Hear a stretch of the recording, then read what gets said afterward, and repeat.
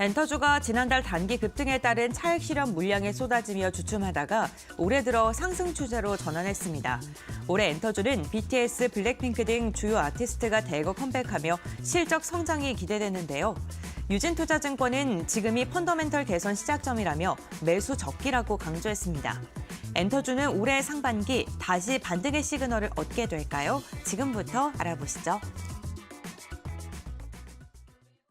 네, 엔터주가 작년 11월에 저도 오늘 뉴스브리핑에서 잠깐 말씀드렸는데 JFE 같은 경우는 무려 56%나 급등을 했더군요. 나머지 YG엔터라든가 SM도 두 자릿수 20%가 넘는 그런 수익 상승률을 보였고 참 그러다가 작년 12월에 이제 조금 부진했죠.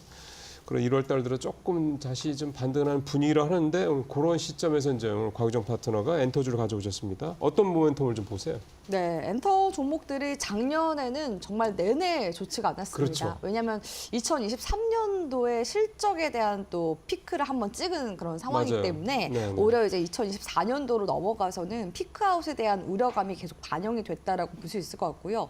그렇기 때문에 대표적인 엔터 4사, JYP, SM, 하이브, YG 엔터테인먼트의 주가는 거의 한 30% 가까이 또 하락세가 줄려서 나오기도 했었습니다. 네. 또한 전반적으로 작년 같은 경우에는 K-팝 엔터 판매량이 전체적으로 떨어진 영향도 컸다라고 볼 수 있을 것 같은데요. 네. 지난해 1월부터 11월까지 단일 앨범 기준으로 100만 장 이상 판매량을 기록한 앨범이 약 20장 정도밖에 되지 않았다고 합니다.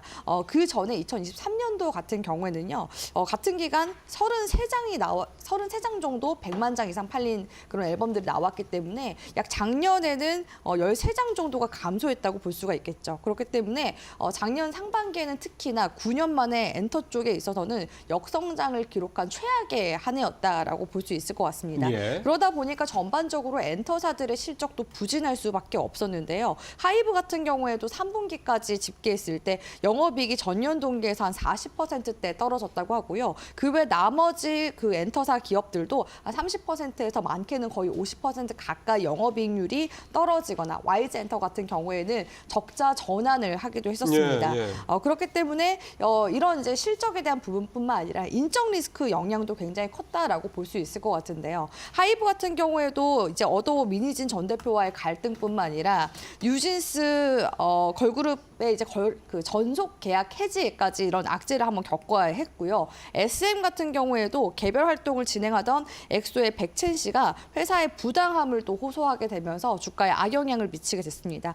이처럼 이렇게 안 좋은 악재들이 터져 나왔지만 올해 같은 경우에는 조금 더 반전되는 분위기를 기대해 볼 수 있다라고 말씀드릴 수가 있을 것 같은데요. 올해는 이제 대표적으로 지난 이제 하반기부터 슬슬 방탄소년단 BTS와 블랙핑크 완전체 컴백이 예정되어 있기 때문에 주가 역시도 9월 달부터 이제 반등을 본격적으로 주는 그런 이제 엔터사들이 좀 더 두드러지게 나타났던 것 같습니다.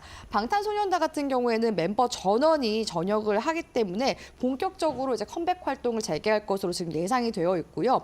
이런 방탄소년단의 그 완전체 컴백 시에 연매출액이 지금 어느 정도 예상이 되냐면 약 1조 2천억 원에서 1조 3천억 원 정도로 지금 예상이 되는 그런 상황이라고 합니다. 블랙핑크 또한 이제 올해 YG 엔터테인먼트에서 새 앨범을 내고 월드 투어까지 진행할 예정이라고 하는데요. 일단은 지난 2023년도, 2024년도까지만 하더라도 엔터 4사의 합산 10팀의 신인 그룹이 데뷔를 하면서 초기 비용을 좀 투자를 했었던 그런 시기라고 본다면 올해와 또 이제 내년부터는 저연차 그룹들의 수익화가 또 본격화되는 시기라서 그에 따른 기대감이 지금 충분히 들어오고 있는 중이라고 볼 수가 있겠습니다. 그 외에 이제 대외적인 환경으로 봤을 때에도 지금 트럼프 2기 행정부가 관세부가 정책 등의 이런 자국 보호주의 무역 규제에 이제 나설 것으로 보이는 그런 와중에 일단은 K-팝 같은 이런 엔터사들 같은 경우에는 관세 영향력에서 벗어날 것으로 기대가 되고요. 또한 중국과의 교류 확대에 따른 관심 역시도 지금 엔터주들 전반에 지금 들어와주고 있는 상황이기 때문에 실제로 지난 이제 12월 달 같은 경우에는 문화체육관광부와 중국의 문화여유부 쪽에서 같이 함께 한중 문화관광장관 이제 회담을 한번 나눴다고 합니다. 그렇기 때문에 이러한 이제 점에서 엔터 종목들 그래도 올해 상반기부터는 좀 본격적인 그런 이제 흑자 전환을 또 깨할 수 있는 그런 엔터사들도 기대가 되는 만큼 우리 시청자분들이 엔터주들에 대한 관심도 여전히 유효하다라고 볼 수 있을 것 같습니다. 예. 작년에는 사실은 모멘텀이 별로 없었던 해가 또 아니었나 싶은 생각이 듭니다. 뭐 좋은 소식이 별로 없었고 뭐 나쁜 소식만 좀 많았는데 올해는 그런 것들이 좀 한꺼번에 다 좀 몰리는 그런 한 해가 되지 않겠냐. 그래서 사실은 작년 특히 이제 후반부부터 엔터주에 대한 관심도 많았고 그게 11월 달에 한번 급등을 하기도 했었습니다. 자, 그런데 이제 엔터주 관련주들 한번 또 쭉 살펴봐야죠. 고은배랑 거 전해 주십시오. 네, 엔터주들 최근 흐름 함께 확인해 보겠습니다. 지난해 11월 중국과의 관계 개선에 대한 기대감 속에 날아올랐던 엔터주들 12월 달에는 다소 주춤하는 모습이 이어졌었죠. 이달 들어서 외국인과 기관의 매수세가 유입되면서 다시금 반등을 시도하고 있습니다.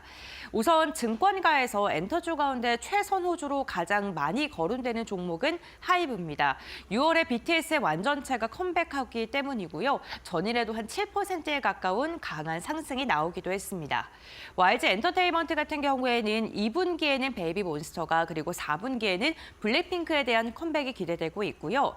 전거래의 4%가량의 주가의 상승이 나오기도 했습니다. JYP 엔터가 지난해 11월에 가장 많은 상승을 한 다음에 12월에 개별 악재로 한 8%가량의 주가 하락이 나오기도 했었습니다.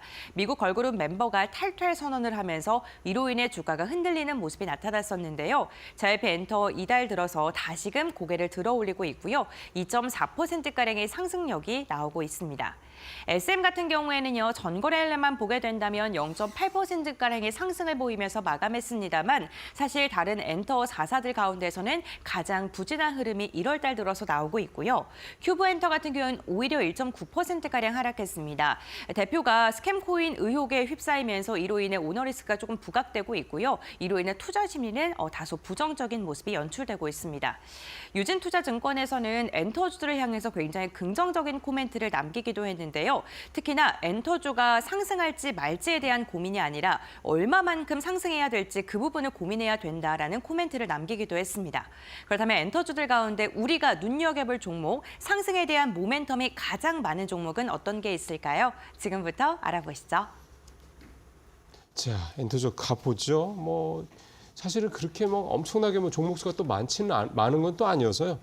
조금 더 이제 좁혀서 좀 살펴볼 필요가 있겠습니다. 저 곽파트는 오늘 어떤 종목 가져오셨어요? 네, 저는 이제 YG 엔터테인먼트 가지고 왔는데요. 네. 엔터 이제 4사 중에서 작년에 좀 유일하게 적자 전환하게 되면서 맞아요. 네. 상패설까지 나돌았었던 기업이기도 합니다. 다만 이런 이제 실적에 대한 부분들은 적자에서 또다시 흑자 전환으로 전환하게 된다면 그건 역시도 시장에서 강력한 또 모멘텀으로 발현이 그럼요. 되는 그런 경우들이 많거든요.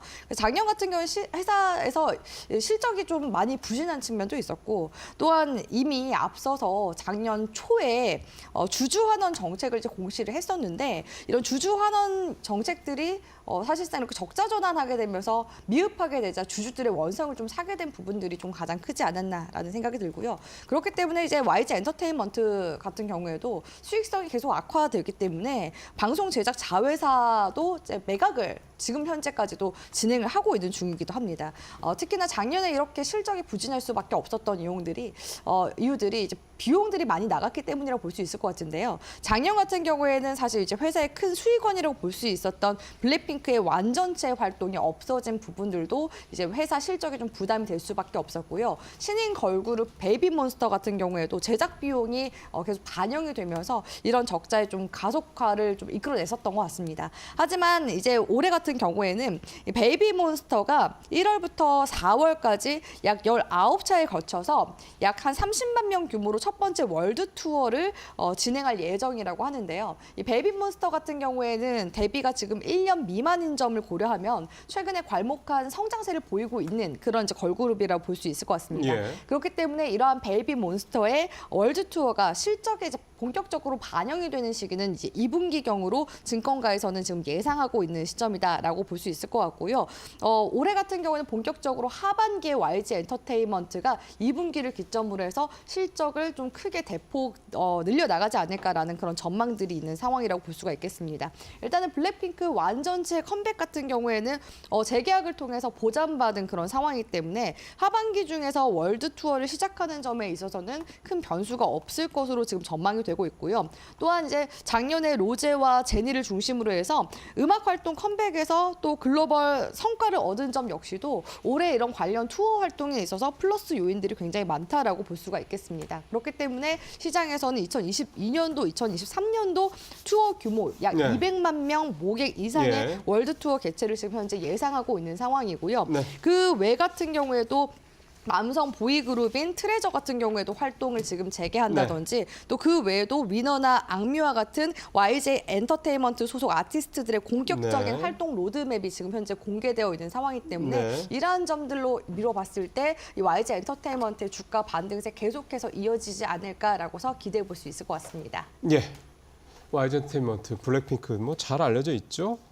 올해 하여간 블랙핑크가 다시 복귀를 하는 거 이런 부분 상당히 좀 이미 많은 관심을 좀 갖고 있습니다. 자, 이제 마지막으로 우리 박 기자님은 어떤 종목 볼까요? 네, 저는 엔터 빅4보다도 이제 엔터주들이 올라갈 때 상승률이 가장 큰 DOU라는 종목을 준비를 했는데요. 예.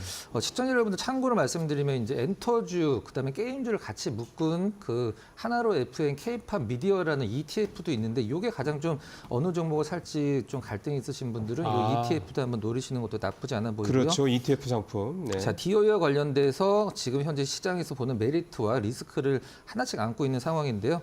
먼저 시장에서 좀 리스크로 작용했던 1월 6일에 급락을 일으켰던 재료 잠깐 살펴보면 지금 시장에서 DOU, 위버스 같은 어떤 그 팬들과 소통하는 플랫폼을 운영하고 있는데 카카오 엔터, 이제 SM을 뭐 보유하고 있다라고 표현할 수 있는 카카오 엔터 쪽에서 베리즈라는 거의 비슷한 어떤 그 프로그램을 출시를 할 예정이다라고 해서 이제 급락이 나왔었는데 오히려 DOU와 시너지 효과를 볼 수 있을 것이다라고 시장에서는 좀 다시 한번 재평가를 하고 있는 상황입니다. 장점으로는 이제 10월 말쯤에 나온 건데요. 지금 현재 DOU 같은 경우는 월간 활성화 이용자가 한 200만 명 정도 되는데 5억 명 정도를 보유하고 있는 텐센트 뮤직과의 어떤 협업, 이 부분은 이제 시장에서 긍정적으로 평가를 하고 있다. 이렇게 정리를 하면 될 것 같습니다. 예, 오늘 엔터주로는 YG 엔터, DOU 두 회사를 소개를 좀 해드렸습니다. 자, 오늘도 두 가지 쇼 여기서 마무리하도록 하겠습니다. 자, 수고하셨습니다.